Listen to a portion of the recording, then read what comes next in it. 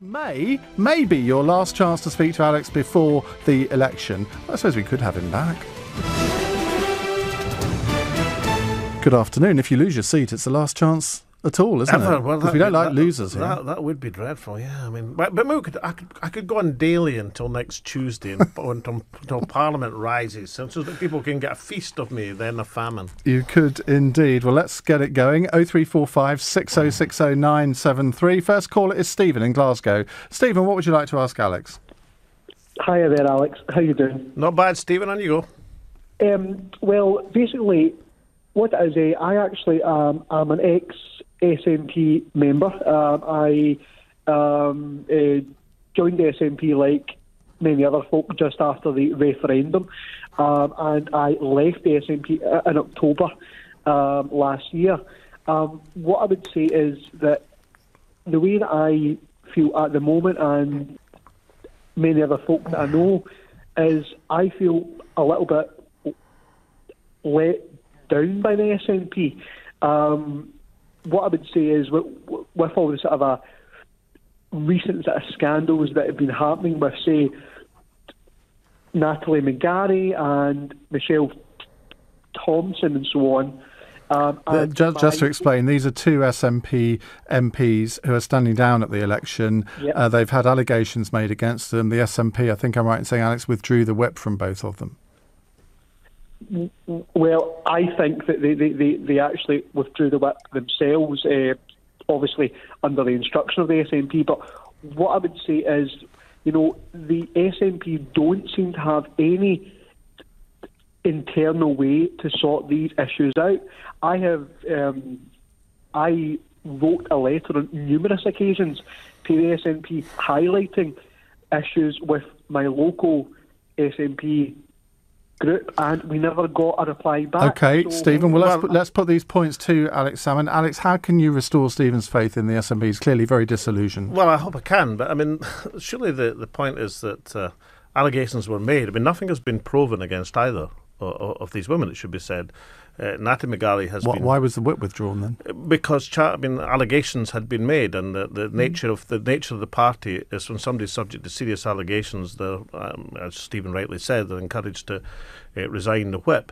And Natalie McGarry has subsequently been charged, but hasn't gone to court. But it should be said that in Michelle Thompson's case, that she's not even been charged at this stage.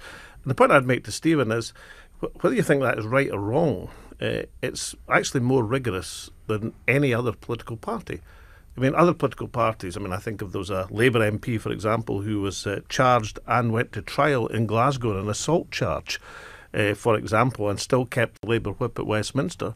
And, of course, there's the allegations, and they are all allegations at the present moment, of perhaps a dozen or more Conservative MPs who may face prosecution in terms of the last election, in terms of the expenses scandal. But the Prime Minister has said, and apparently even if the Crown Prosecution Service in England comes forward with charges, there's still going to be Conservative candidates. So what I'd say to Stephen is that, yes, it's unfortunate when people get themselves into trouble, but the SNP's handling of this has been more rigorous than any other political party I know.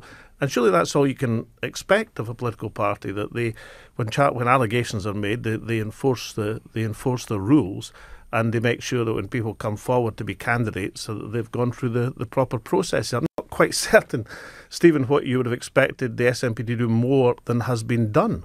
Well, I suppose for it not to happen in the first place, maybe your candidate selection procedure needs to be looked at. Well, then I would argue that no party and no individual is perfect, and those who are without sin should watch about casting stones. But UKIP have a lot of this, don't they? In the European Parliament, where they start with I think they started with 26 MEPs in 2014, and they're already, I think, now down to under 20 because of people who've fallen by the wayside for whatever reason. Yes, and I've seen dozens of Conservative and Labour MPs go the same way in terms of people who fall foul. I mean, people are human. Political parties are human. You don't judge them in that unless you think there is such a thing as a perfect political party. What you judge on is whether or not the party deals with the issue. And I think, in fairness, it would have to be said that the SNP has dealt with the issue, and 2 new candidates will be coming forward both in both these seats. Talking of candidates who fall by the wayside, what about David Ward, who we're going to be speaking to after 4:30? He's a Lib Dem candidate, or was the Lib Dem candidate in Bradford East. He was the MP there and had a fairly, shall we say, checkered reputation for some of the remarks he made, particularly on Twitter, about Jews and Israel. Tim Farron has now sacked him as a candidate. Has he done the right thing there? I think he has done the right thing. I mean, the only question I would say is that it seemed to wait until it came up at Prime Minister's questions today. And this really refers back to Stephen's point. I mean, do you have to actually wait until something becomes a major political issue before you act? Now, to be fair to the Liberal Democrats, there are issues of natural justice. You have to allow somebody the right to defend themselves. But it does look a bit weak when something comes up at Prime Minister's questions raised by Eric Pickles, the Prime Minister incidentally clearly expecting it and saying, well, chum Eric had raised it.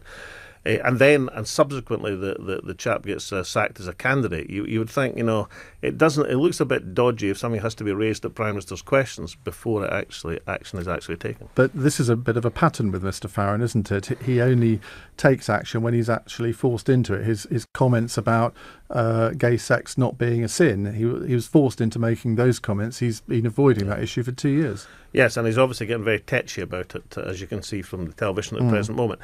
I mean, on this general issue, when I led the SNP for 20 years, and in my younger days, I was expelled from the party, briefly, but nonetheless expelled. Not, I should hasten to add, for falling foul of the law or for saying anything disgraceful or racist or homophobic, but it was a political battle within the party back in the early 80s.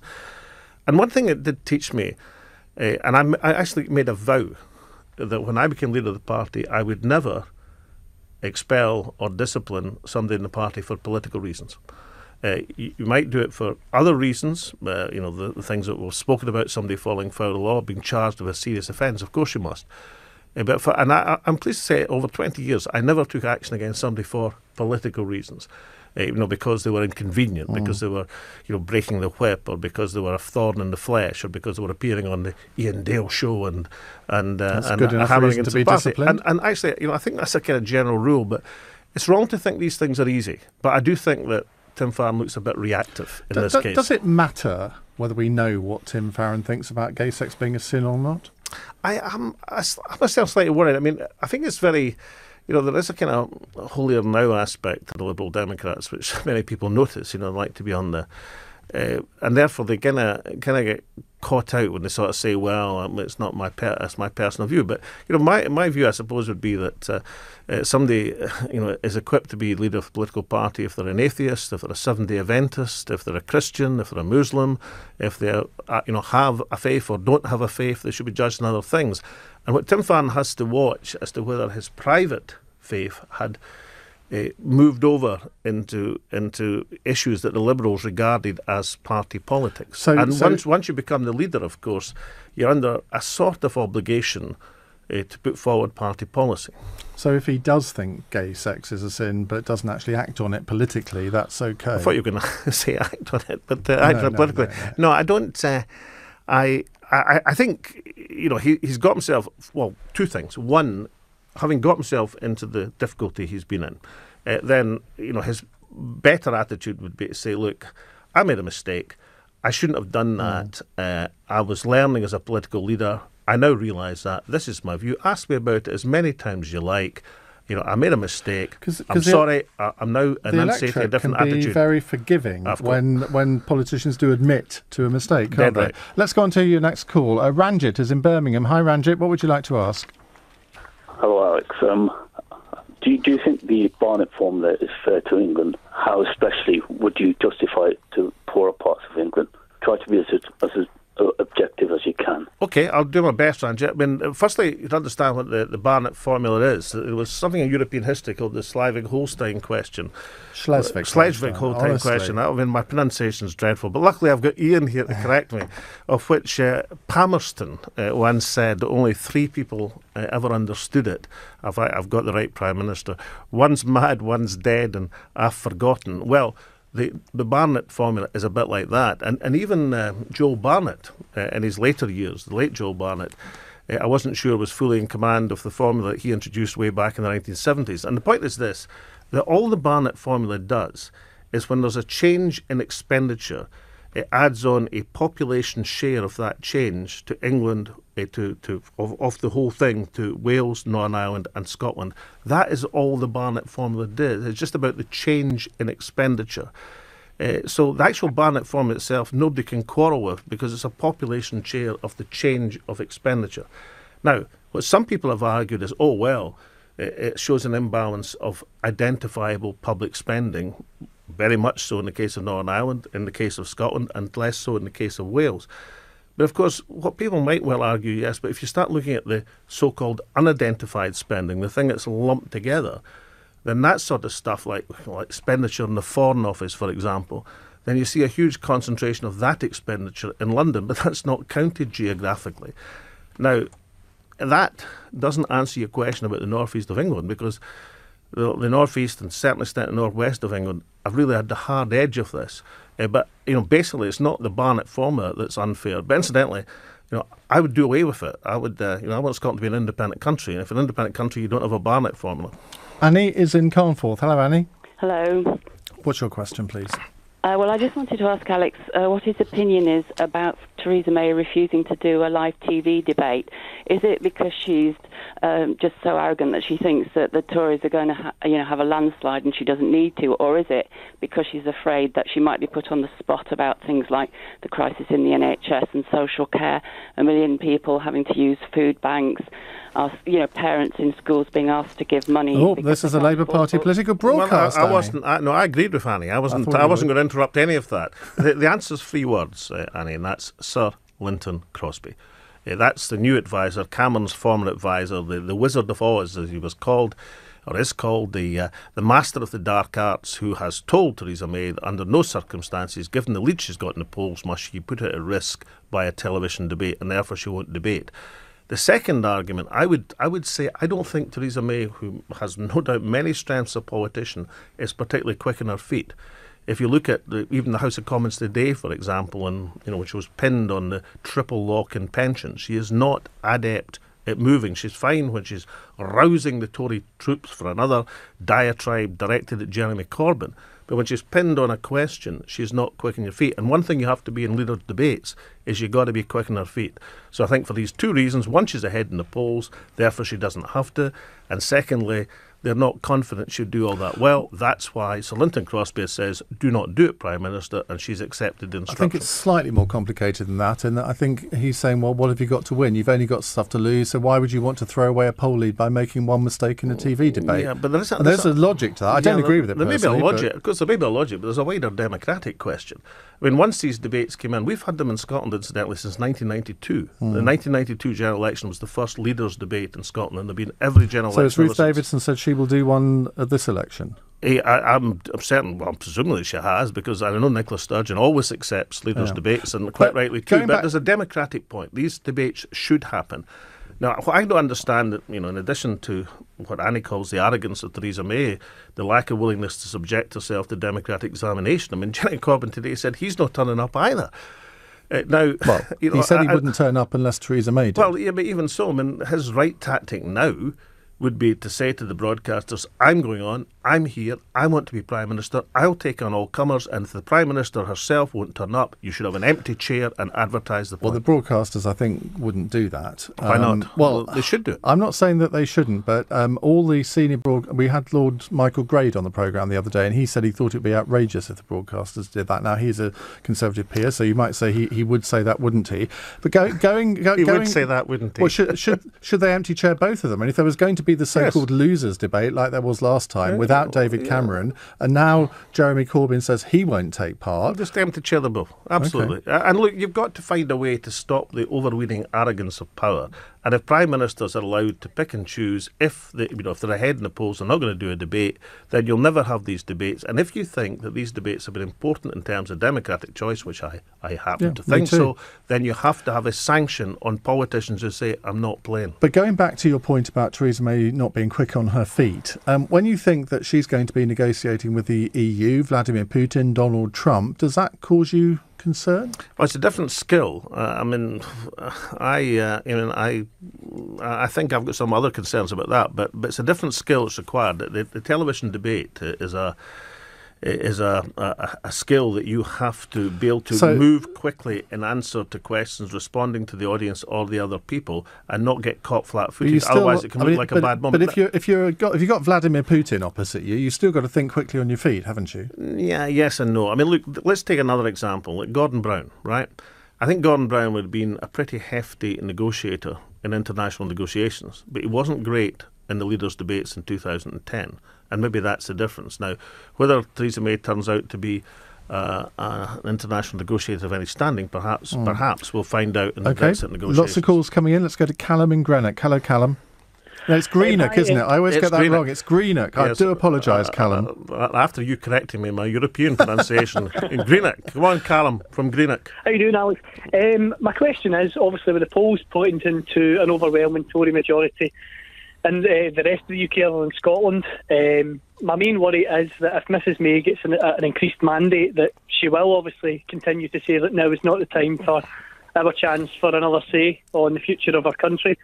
And my fear is that we're not going to get that say, Alex. And I'm just wondering if you can reassure me that if we can get an SNP majority of seats up here in Scotland, that we will get our say again within the next 5 years or so. Well, I'm sure we will, Callum, and I'm sure that Nicola Sturgeon will fight the election and saying, let's give the mandate is in the Parliament already. We've got the mandate. And the general election is to reinforce the right of the Scottish Parliament to decide when the time is right for another independence referendum. And if you get that sort of overwhelming vote for the SNP, then I believe the Prime Minister's position will crumble. And I don't care if she's got a majority of 100, 150 in Westminster. It's political reality. It comes to fore, and that's one of the realities that she'll have to face. Callum? I was wondering as well, Alex, obviously Nicola Sturgeon has said that the campaign up here is not going to be solely focused on independence. Do you agree with that, or do you think she should maybe have more of a emphasis on another independence referendum within her campaign, or obviously because the Parliament's already ratified it, do you think she's wise to just sort of try and move away from that and move on to other things like the NHS? Well, firstly, I don't think you should fight a campaign on one issue, regardless of how important that issue is to Scotland. But I think Nicola's right to say that this election will not decide independence, because our whole argument has been that independence should be decided in a national referendum, and the Parliament has the mandate from the elections last year to hold that referendum.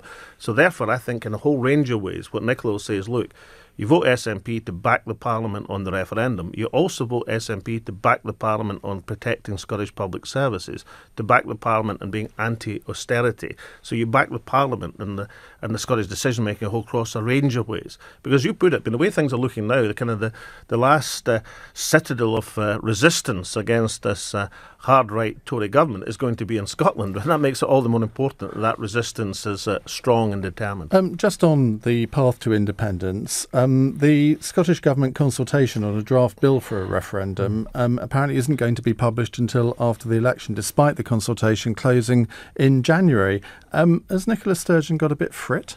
No, she's looking to get another election victory, which will indicate and support the right of the Parliament to decide these things. And when you've got a general election... So voters who vote on June the 8th won't know what the path to the next referendum will be? No, but yes, they will. They'll know that they're voting to support the right of the Parliament to decide on the holding of the Scottish referendum. But what is that path? Well, the path is that the Parliament should have the right to hold the referendum through the Section 30 order, and should hold the referendum at the point. There's no debate. The consultation finished in January, and the Scottish Government hasn't responded to it yet. January is quite a long time ago. Shouldn't the Scottish voters know what the SNP's view is on that pathway to the referendum? No, because I think you mistake what the consultation's about, Iain. The consultation's about, and it's a statutory thing, about how you hold the referendum, what the franchise is, how the question will be agreed with the Electoral Commission. So why doesn't she give her views on that? She's had enough time to sort it out up since January. Because we're during an election campaign where people are going to decide a whole range of things, but one of the things they're going to decide whether to back our Parliament's right to hold a referendum. The consultation's not about whether the Parliament should hold a referendum. They've already decided that a few weeks ago. The consultation's about the format of the referendum. referendum to make sure things are fair and square. So and that was January. The consultation closed. We're now at the end of April. Iain, that's a nothing point. The point is that we're in a general election campaign where huge political issues, one of which is whether the Scottish Parliament should have the right to have a referendum. It's about plans for independence. I know I'm going to pronounce this properly. You are what we call in Scotland, and probably in England as well, pernickety. That's my job as an interviewer, because I don't think your argument stacks up on this. And the reason, I'll tell you what I think. I'll tell you what I think the reason is that she's not doing it is because the support for referendum has now dropped to 40%. Yeah, well, so she's going to delay it. Well, several things wrong with that. The last sentence. poll is 40%, no, isn't it? That's not the last poll. Yes, it is. The Cantor report this week showed a drop in support for independence to 40%, 5 points below the 2014 result. Right, let me answer you, and don't interrupt this time, because it's quite an important point. I'll choose to interrupt if I want to. Oh, I see. Right, well, I'll start interrupting you then. Well, you do it all the time. The 28th of March to the 11th of April was when that poll was surveyed. Since then, we've had 3 other opinion polls in Scotland, respectively showing support for independence at 49%, 45% and 47%. Some of these surveyed, incidentally, the last 2 in the last few days, starting almost a month after the Kantar poll started. So you can't call something the last poll just because it was published. The reason that the Kantar poll is so late is because it's a face-to-face poll, used to be called Systems Free. It's part of a consumer survey, and it takes weeks to process the data. Well, do you accept that point? If you're casting doubt on the reliability of that poll... No.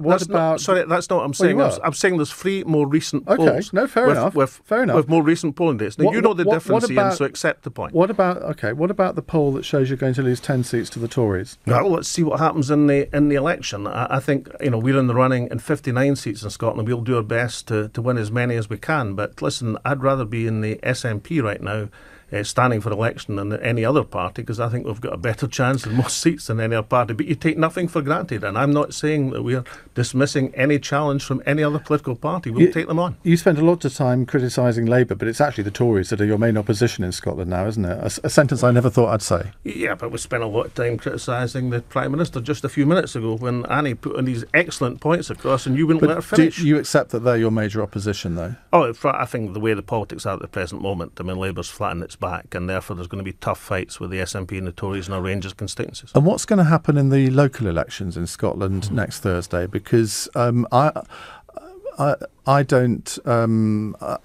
pretty sure that Labour are going to take a bit of a tanking. Yeah, I think, as I say, they'll take a shellacking in a lot of places, and deservedly so, because there's 2 things happening. It's not just a question of rejection of Corbyn leadership and the state of the Labour Party. There's many areas of Scotland where Labour's been in power for half a century, where people have been waiting for the day that they'll have more variety in terms of the political control of the local authority. Right, let's move on. Alan is in Aberdeen. Hello, Alan. Yeah, hiya. Hi, what would you like to say? Alex, on the after the election, will the SNP support the UK government in airstrikes and drone strikes against Daesh, the Islamic State?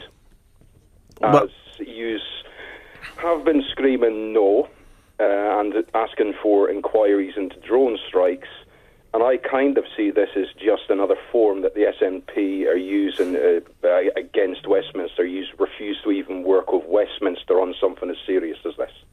Well, I don't agree with you in terms of our approach to this, Alan. We've been very consistent in terms of action in Syria. And our concern, and that was a concern shared by many people in many different parties, is in the very complex, multi-layered civil war in Syria, you've got to be very careful about military action because there's so many combatants.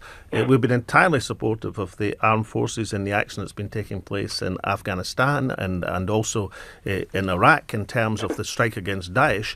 And I think most people would accept we were first to identify the importance of the battle of hearts and minds, firstly in calling Daesh for what it is, Daesh, a death cult, as opposed to what the BBC still call it, the Islamic State or the supposed Islamic State. Reason being it's neither Islamic in terms of its pure sense, nor is it a state. It's a death cult and should be called by the derogatory name which is applied across the Middle East. So we've been foremost in saying, look, this is a military battle, certainly, but it's also a battle for hearts and minds. And if we don't place it as that, and if we don't do it as that, then we'll be beset with the same chaos that has followed previous military campaigns. OK, let's move on to Keith, who's in Bromley. Hello, Keith. Hi, how you doing? Fine, thank you. What would you like to ask Alex? Hi, Keith. On you go. Hi. It's really just a question about the leadership of the SNP. Is Nicola Sturgeon the actual leader, or is she your mouthpiece and you're still leading it from the back? No. Nicola Sturgeon's leader of the SNP and the Scottish Government, Keith. There is a reason why... I'm the international spokesman at Westminster. Why do you ask that, Keith? Because just after the referendum was announced, Nicola Sturgeon announced the referendum, she made a comment to the Times that Alex asked me to bring it up. And I just thought it was a bit strange why she would say something like that.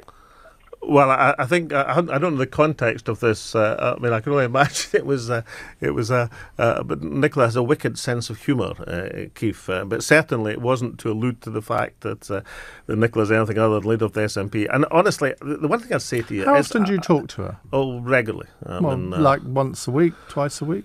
Well, we tend to WhatsApp, to tell you the truth. Do you? Have you got one of these secret WhatsApp groups? Well, I'm very excited by the fact Add it's me. secret. I'll keep you secret. But can I say that the first time I did WhatsApp, the reply I got from Nicola was that she was taking a few moments to drink in the fact that I was social media savvy enough to be on WhatsApp in the first place. So as I said to Keith, Nicola has a very keen sense of humour. So how often do these conversations take place? These fully encrypted conversations? Right now, I mean, regularly, obviously, because but is it sort of, Alex, campaign. I'm planning to do this, what do you think? That type of thing? Well, and with very much the emphasis on what she's planning to do as First Minister, absolutely, yeah. Does she ask you why the support for independence and the SNP seems to be falling at the moment? Well, I think I'll tell you what, Iain. She's probably been, obviously, we discussed lots of things, obviously, but if we take the three more recent polls that we discussed there, Iain, the ones actually sampled this month, the 45, 47 and 49% support for independence, they all compare with the 45% support in 2014. Now, in the historic way, I mean, when I became leader of the SNP, independent support was in the 20s somewhere.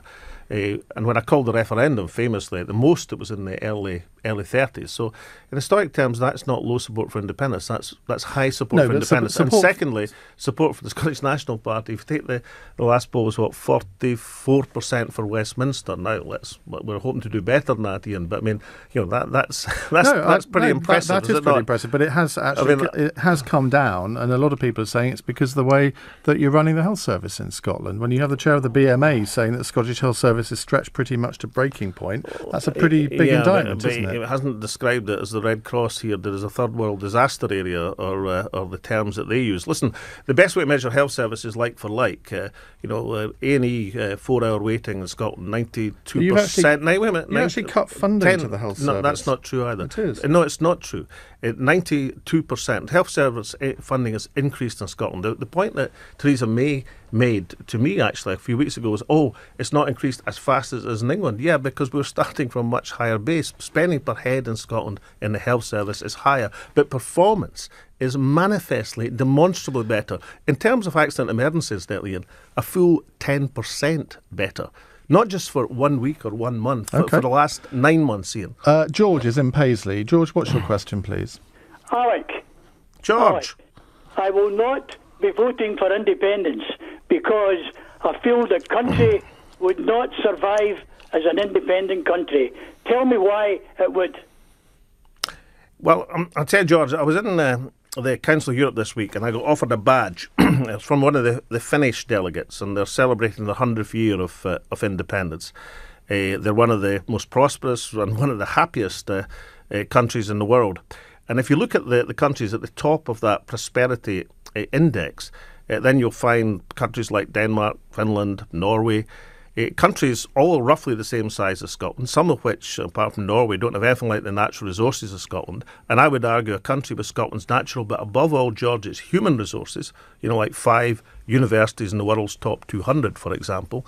The things that really matter in terms of the wealth of a country, Scotland has these in spades and in abundance. And if these countries can be in the world's top 10 of countries of wealth per head, then so can Scotland. And the difference, and the only significant difference, is they're independent countries and we're not. Final question from me. We've got strong and stable government from the Tories. We have strong against the weak and weak against the strong from Corbyn. What's the SNP's slogan of choice? Fairness for Scotland as a country and fairness for the Scottish people. That's justice. I'd say that's a bit long for a slogan. Well, it's Nicola Sturgeon that does the slogan, so I just advise on WhatsApp. But I think the point behind that is it's not just about independence for the country. It's about liberation of the people and social and economic taking back terms. Control, one might say. Final text. Love listening to Alex Salmond. Can we swap him with you, please? Yeah, absolutely. Alex, I'm sure we'll be talking through the election campaign. Hope you enjoy it. Thank you very much indeed. See you and hope to see you afterwards. soon. That's Alex Salmond.